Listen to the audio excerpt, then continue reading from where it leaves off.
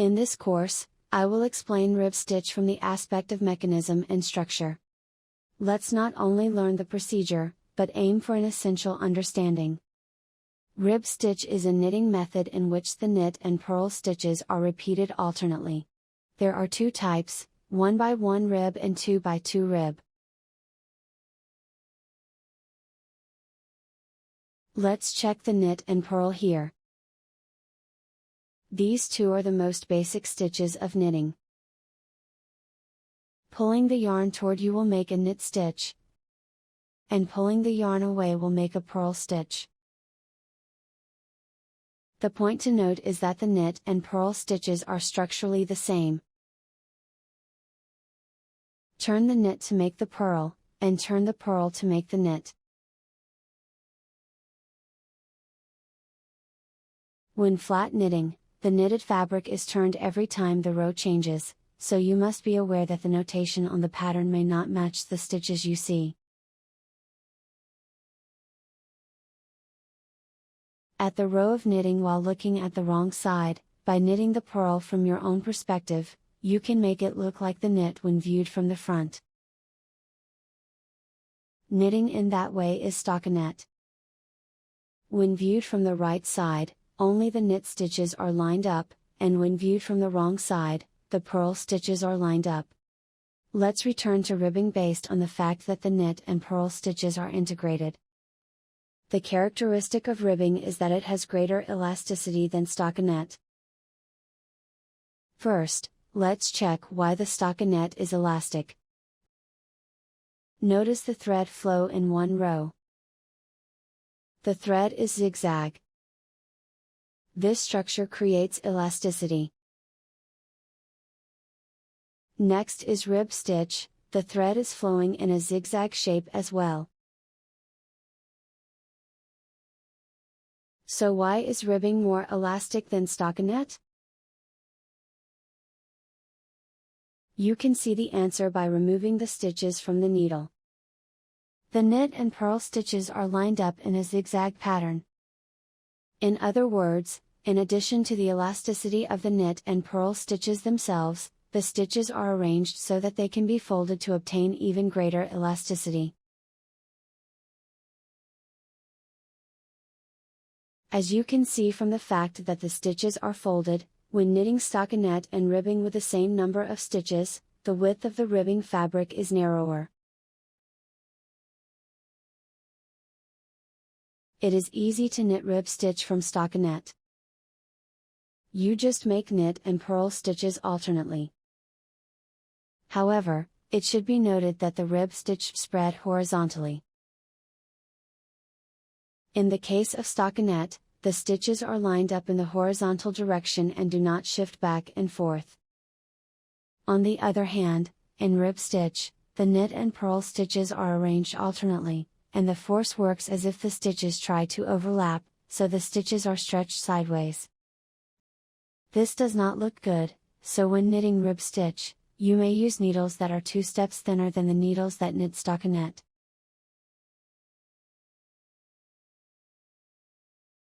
The rib stitch itself is easy because it only repeats the knit and purl, but the difficult thing is the cast-on and the bind-off.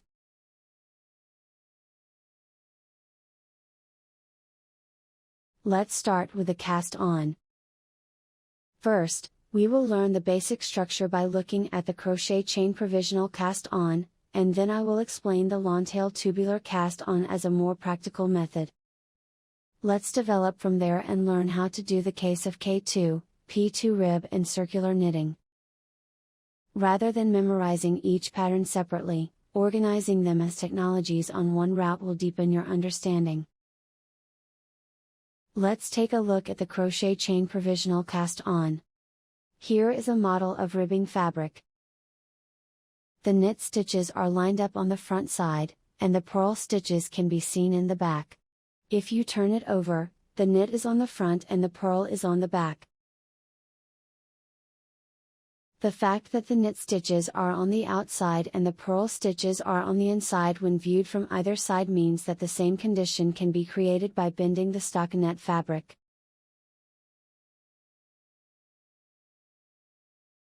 If you pick up the knit and purl stitches alternately from the knitted fabric bent in this way, it will be ribbing. This is the basic idea of ribbing cast on.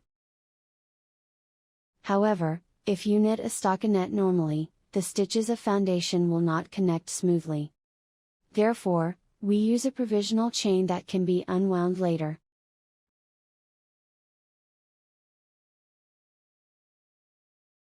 Here is the stockinette fabric on the provisional chain. Let's try to untie the chain at this stage. You can see the loop hanging on the chain.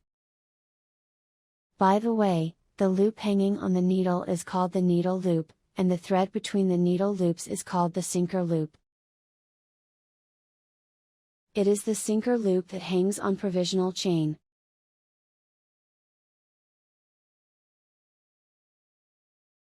Bend this fabric and pick up the needle loop and sinker loop alternately to make a ribbing.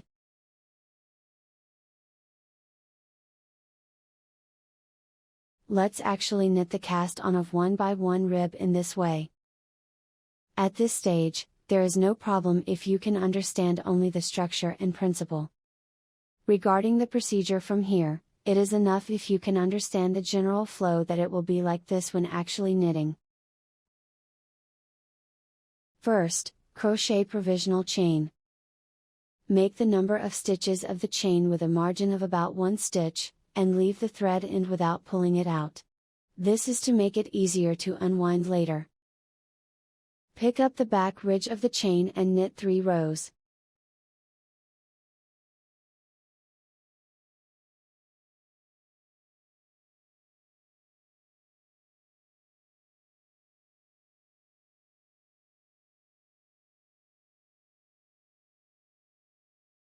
At the 4th row, we knit the needle loop and sinker loop alternately to make a ribbing. However, the first 2 stitches are knitted together. Strictly speaking, the stitches at the ends hanging on the chain are not sinker loops, but if you do not pick it up, the threads will loosen, so you knit the 2 stitches together. To knit the 2 stitches together, first move the first needle loop to the right needle. Next, pull up the loop at the end hanging on the chain with the right needle and move it to the left needle. Then, return the loop that was moved to the right needle to the left needle. In this way, purl 2 stitches together.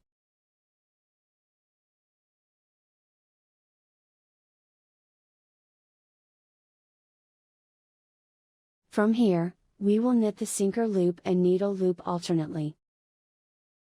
Pull up the sinker loop and knit. Purl on the needle loop. Repeat this procedure.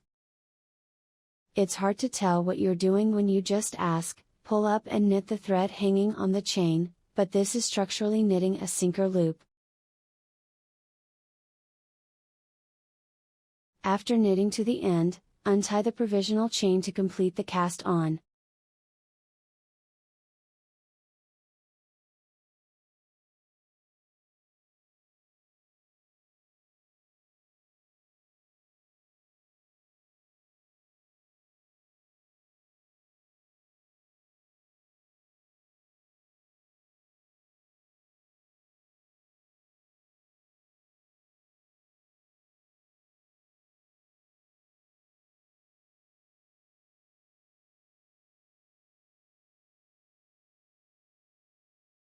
As you can see from the steps up to this point, this method is quite time-consuming, isn't it?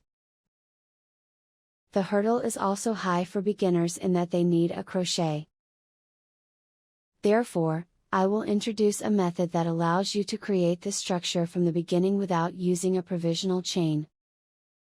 That is the Longtail Tubular Cast-On. In order to understand the Longtail Tubular Cast-On, it is necessary to know the slip stitch with yarn in back and yarn in front, and the double knitting using them. It is a knitting method in which both slip with yarn in back and slip with yarn in front are transferred to the right needle without knitting the loop. For slip with yarn in back, place the thread behind the stitch and transfer the loop. For slip with yarn in front, place the thread in front the stitch and transfer the loop. Just as the knit and purl stitches are structurally the same, the slip with yarn in back and slip with yarn in front are inextricably linked. So be careful when the commentary says that you have slip with yarn in back or front. Is it from the perspective of yourself knitting that row, or from the right side on the knitting diagram?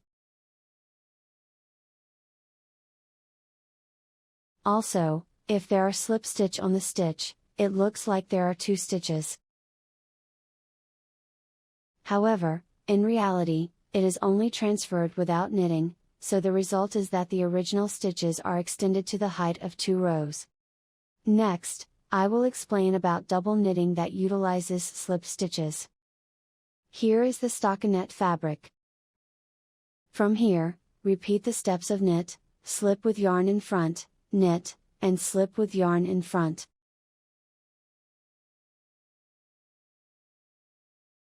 Even if the rows change and the knitted fabric is turned over, the knit and slip with yarn in front are repeated from the perspective of myself.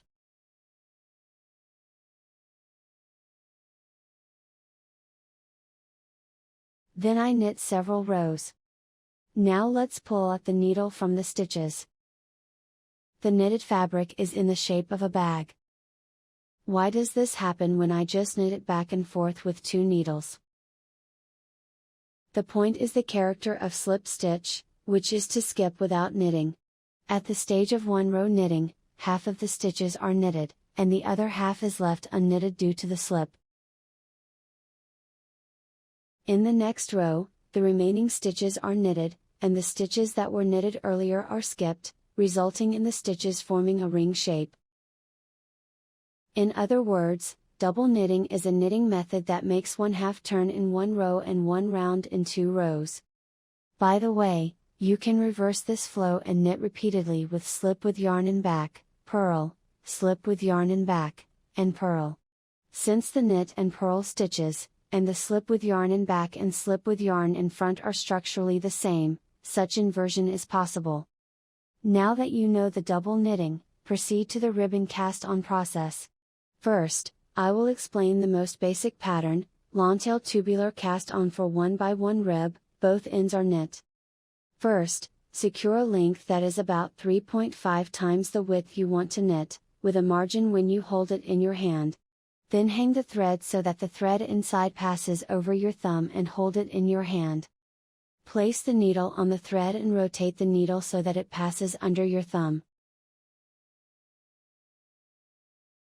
A thread was caught on the needle. Although it is in a simple state, this is treated as a knit. Next, let's purl. Move the needle as shown to hang the thread. This is purl stitch. Next is knit. Move the needle as shown to hang the thread. This is knit stitch. This is repeated alternately to hang the thread. If you are wondering which way to move the needle at the beginning of the movement, it is a good idea to use the phrase "move the needle toward the lower thread of the cross threads" as a guide.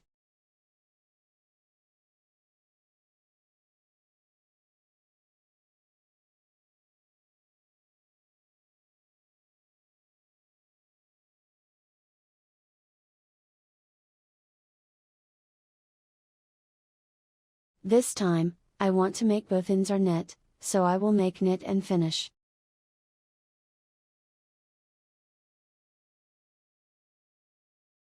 The number of stitches is odd because the knit and purl are repeated, and the knit stitch is added at the end. Turn the fabric over to knit the next row. At this time, the stitch at the end is unstable and easy to loosen, so turn it over while holding the thread end. In the second row, we will knit double knitting. From my point of view, repeat the steps of slip with yarn in front, knit, slip with yarn in front and knit.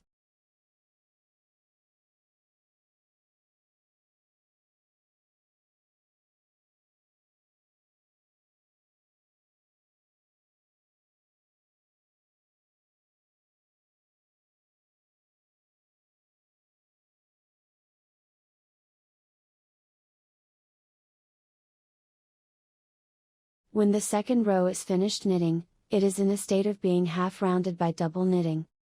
This completes Longtail Tubular Cast-On for 1x1 rib, both ends are knit. Let's remove the needle from the stitch to see if it really makes a cast-on.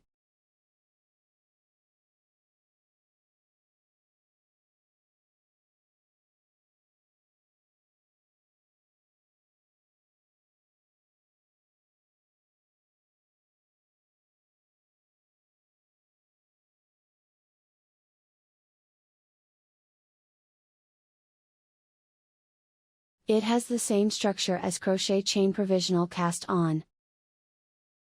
In the case of crochet chain provisional cast-on, it was necessary to pull up the sinker loop, but in the case of Longtail tubular cast-on, the loop to be picked up will be hung on the needle from the beginning. From here, it is okay if you knit ribbing such as knit, purl, knit, purl.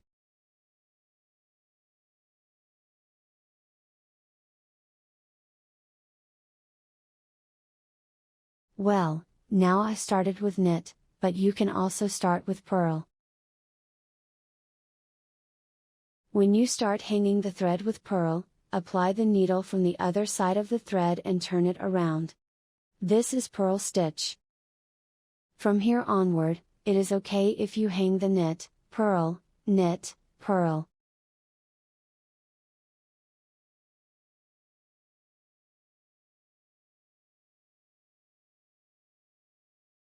There is also a pattern in which the double knitting is not completed in half a lap, but in one lap.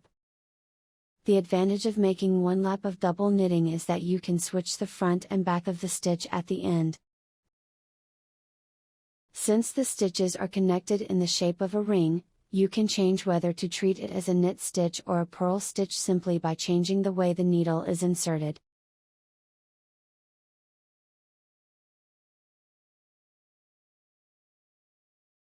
By using these applied techniques, it is possible to knit Longtail tubular cast-on for 1x1 rib, 2 knit stitches on the right, and ribbing cast-on for 2x2 rib.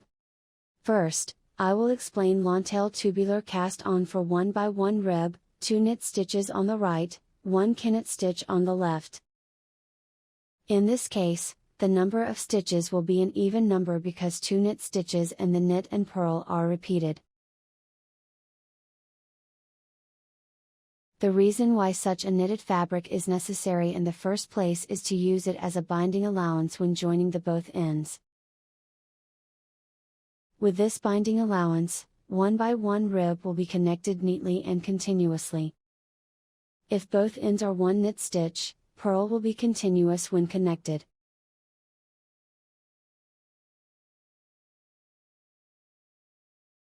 Well, this time I will start hanging the thread with purl. Multiply by purl, knit, and since the number of stitches is even, the end ends with knit. Turn the fabric over and knit double knitting.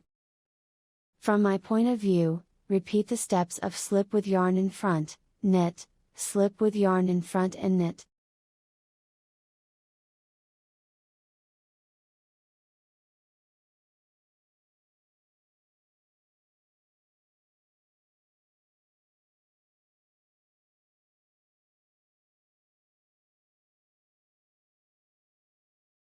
Knit one more row in the same way and make the double knitting around.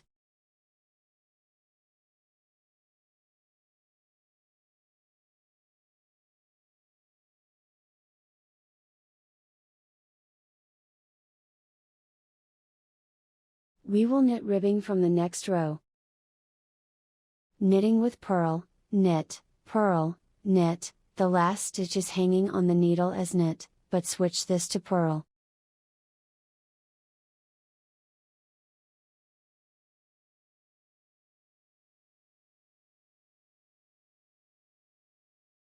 Knit purl stitch by changing the way the needle is inserted.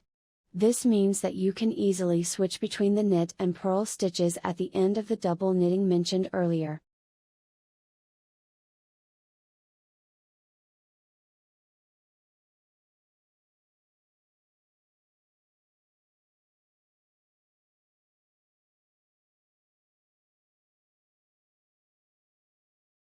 When the knitted fabric is turned over, 1 by 1 rib with 2 knits on the right end and 1 knit on the left end is created. In summary, the flow is to hang the thread in the first row, knit the double knitting in the second and third rows, knit the ribbing in the fourth step, and finally switch the knit and purl of the end stitch. The point here is that if both ends are one knit stitch, double knitting is okay just by making a half turn, but if you want to make the right and 2 knit stitches, you have to switch between knit and purl of the end stitch. It means that you need to make one lap with double knitting. Next, I will explain ribbing cast on for 2 by 2 rib. This is the case with 2 knit stitches on both ends. In this case, if the knit stitches on both ends are used as the binding margin, the knitted fabric will be continuous.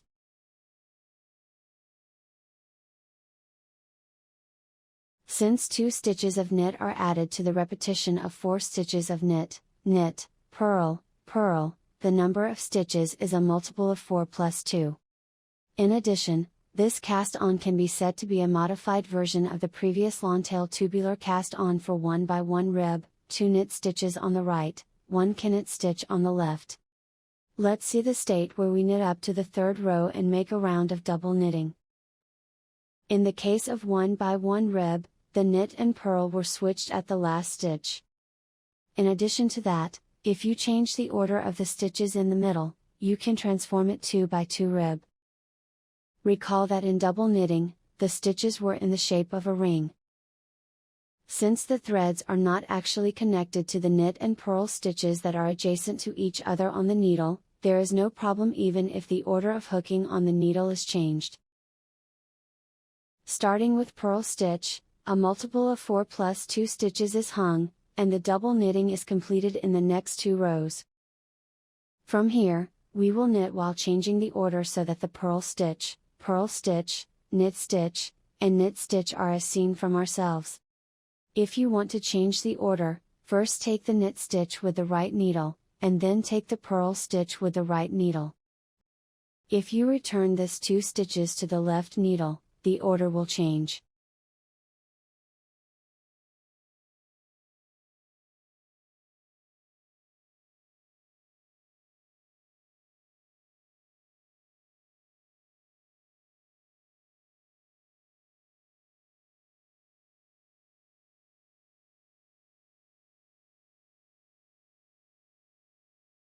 Knit 2 by 2 rib in this way, switch between knit and purl at the last stitch, and you're done.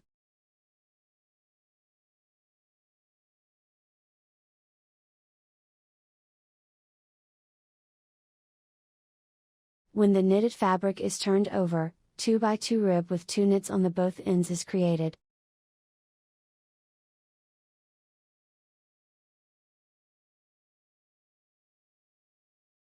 It is based on a cast-on of 1 by 1 rib with 1 knit stitch on both ends, and as an extension of it, there is a version with 2 knit stitches on the right end, which can be further transformed into 2 by 2 rib. At the end of the explanation of the cast-on, I will explain the case of knitting in the round. This is an application of Longtail tubular cast-on for 1 by 1 rib, both ends are knit. Cast on the thread starting with purl and ending with purl. As a point, when you finish with purl and turn over the knitted fabric, rotate only the needle while holding the thread. If you don't twist the thread in this way, the last stitch you hung will come loose.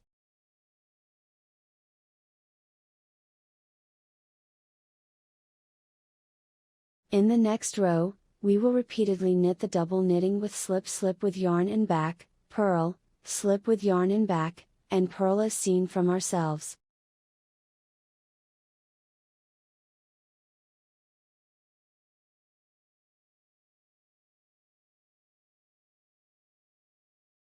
At this stage, I was able to make some cast on.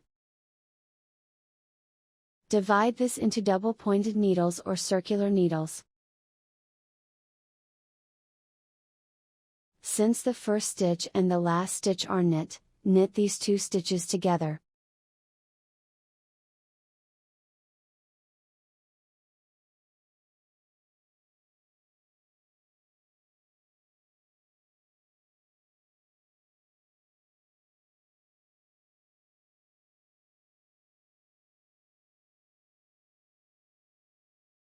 From the next stitch, repeat the steps of slip with yarn in front, knit, slip with yarn in front, knit. Double knitting was done at this row as well. Since the ribbon cast on has already been made, structurally it is not necessary to make this one row into a double knitting, but I do this because it is easier to pull the thread and it is difficult to open a gap.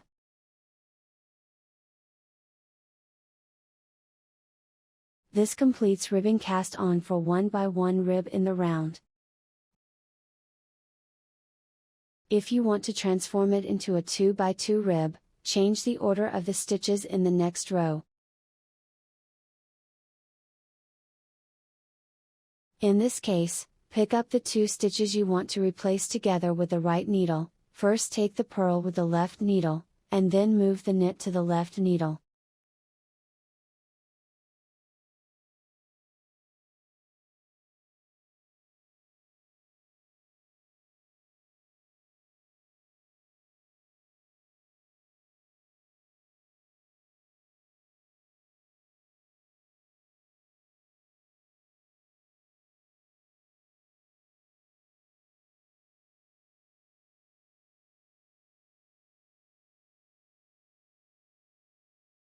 While changing the order, I was able to knit one row and transform it into 2x2 rib. This completes the explanation of cast on.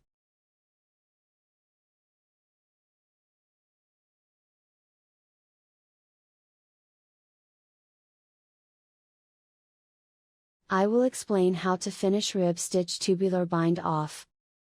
This is a method of threading using a yarn needle and binding the stitches without breaking the structure of the rib stitches. First, I will explain about bind off for 1x1 rib. Before explaining how to do it, let's take a look at Kitchener stitch as a prerequisite. Kitchener stitch is a method of joining 2 stockinette fabrics. The knitted fabric structure can be connected continuously by threading as shown in the figure. Let's go back to the 1x1 rib and think about it. When you remove the rib stitches from the needles, the knit and purl stitches are lined up in front and back. Therefore, if you consider the knit side and the purl side separately, you can see that it is the same as having 2 stockinette fabrics. In other words, bind off for 1x1 rib is basically the same as Kitchener stitch. However, there are differences in the details. In the case of Kitchener stitch, stitch the knitted fabrics with the same number of stitches. On the other hand, in 1x1 rib, the numbers may not match because there is 1 knit stitch at both ends and 2 knit stitches at the right or left end. It is necessary to operate the edges corresponding to those cases, but let's systematically look at it as a development from the Kitchener stitch instead of remembering it separately. First of all, in Kitchener stitch, thread is threaded like this. If you can draw such a diagram yourself, you can say that you understand the structure.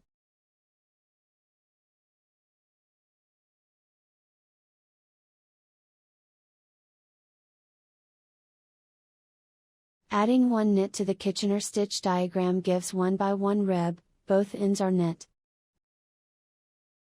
In this case, the threading method for the last stitch is like this. By the way, how to thread the first stitch thread may be explained as follows. It's okay if you can actually do it with a needle. This time, I will use the one with the same structure as Kitchener stitch. The required thread length is about 3 times the width of the knitted fabric. However, I don't feel like it's just the length, so I cut the thread with a little more margin. Since the thread will be threaded twice in one stitch, it is important not to remove the stitch from the needle until the yarn needle is inserted twice. Thread the knit stitch first, then the purl stitch, and so on.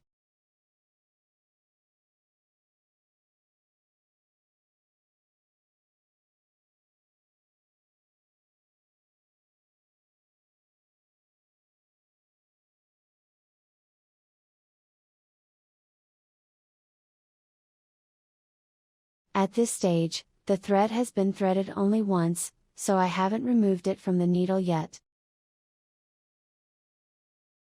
Next, insert the needle on the knit. Here, it is okay to remove the knit stitch from the needle.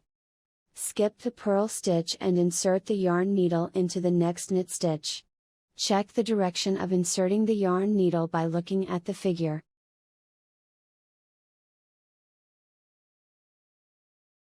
Then, put a yarn needle in the purl, skip the knit, and pull it out from the purl.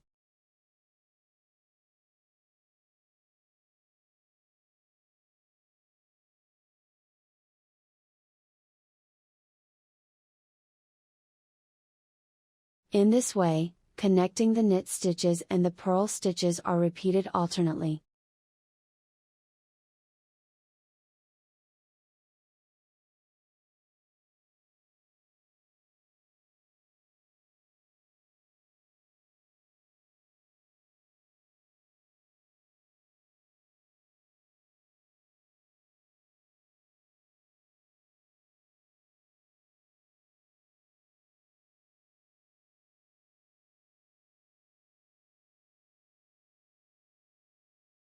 Thread to the last stitch and you're done.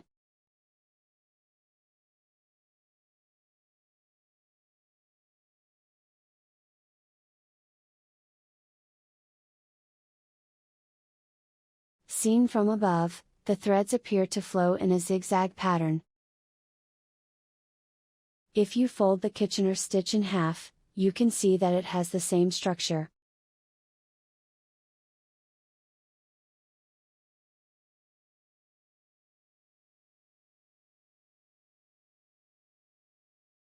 The basic structure is the same when there are two knits on the right or left end. The only difference is that there are two consecutive knits. There are subtle differences in how to insert the needle when the right end is two knits depending on the book, but the fact that there are various methods means that you do not have to worry about the details so strictly. The important thing is that you know the structure of the main part, that is, you can draw this figure yourself. If you know the basics, you can derive the variation corresponding to the difference in stitch at the end. In the case of knitting in the round, the knitted fabric goes around and is connected, so it's a little special, but if you look at the figure, you can see that it is structurally the same.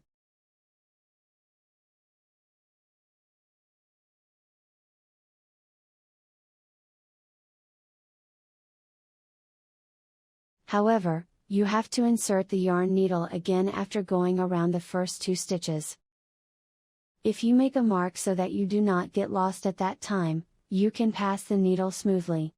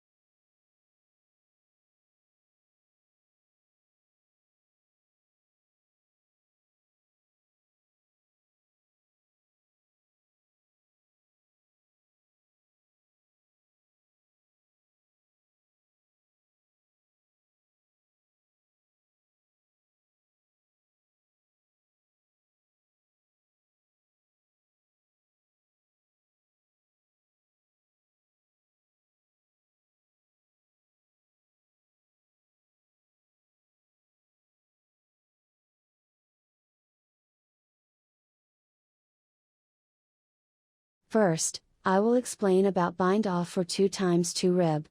This is the case with two knits on both ends. If you look closely at the arrangement of the stitches on the right end is the same as the 1x1 rib, 2 knit stitches on the right. After that, the flow of connecting knits and purls alternately is the same. Looking at the figure, it looks complicated, but if you shift the position of the stitches, you can see that the structure is the same as 1x1 rib. However, unlike the case of 1x1 rib, the actual operation is complicated because it is necessary to connect the adjacent stitches or skip the 2 stitches. Let's explain the tips while watching the movement. First, the beginning of bind-off. Insert the needle into the 2 knit stitches, and then thread from the knit stitch to the purl stitch.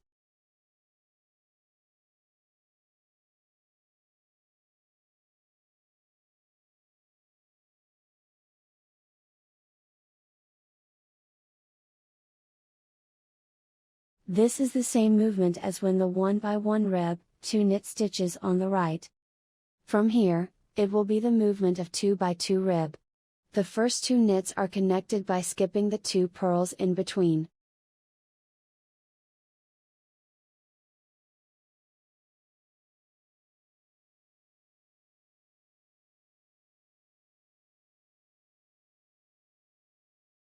In the next purl, 2 adjacent stitches are connected. Here is the point. I explained earlier that the stitches basically dropped from the needle when the thread is threaded twice. The purl on the left has only been threaded once, but at this stage it is temporarily removed from the needle. Next, connect the adjacent knit stitches.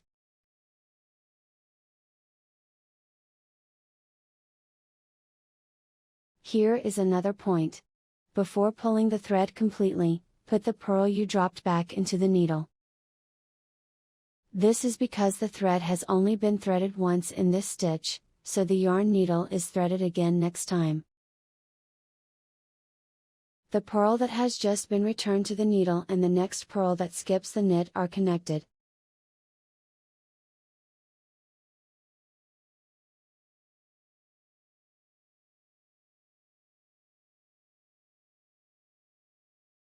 These 4 movements are repeated as one set. The trick is to drop the stitch when threading the adjacent purls, and then put it back when the next adjacent knits are connected.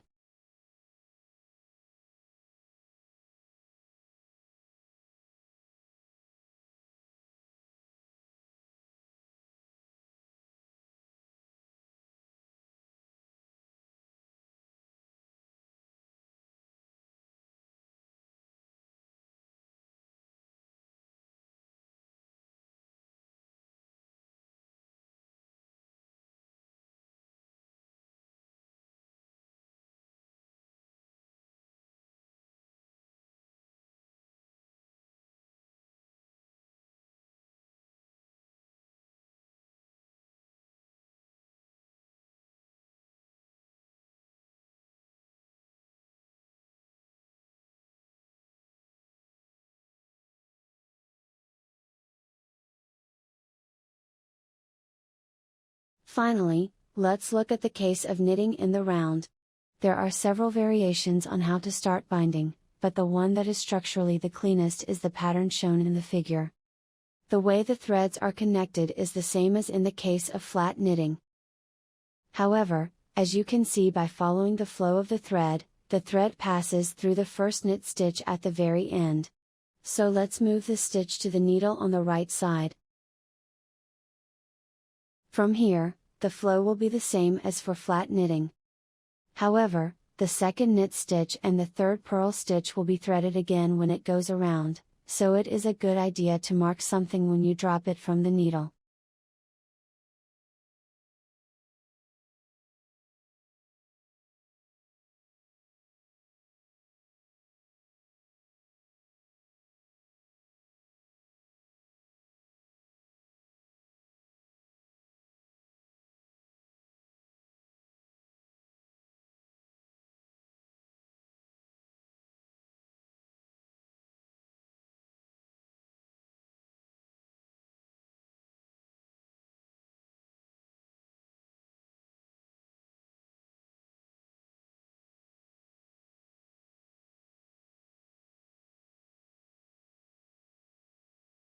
When the number of stitches on the needle is reduced, move to the next needle and continue.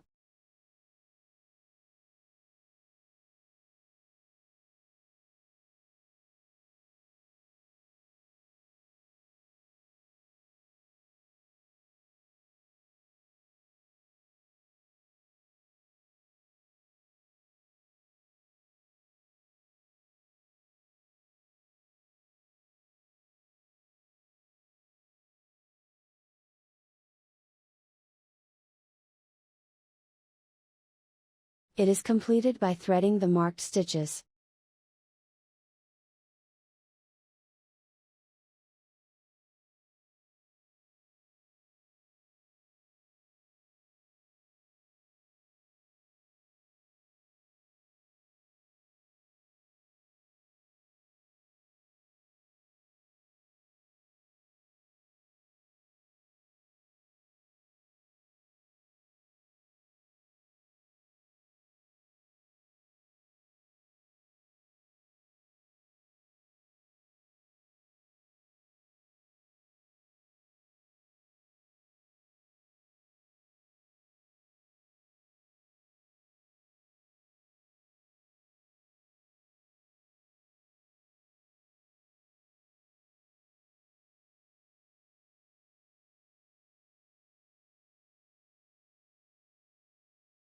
This is the explanation of ribbing. Even if it looks difficult at first glance, it's actually just a few additional elements or transformations of the basic technology. It's confusing to try to learn each technique separately, but I hope you can see the relationship between them by systematically organizing them. Thank you for your viewing.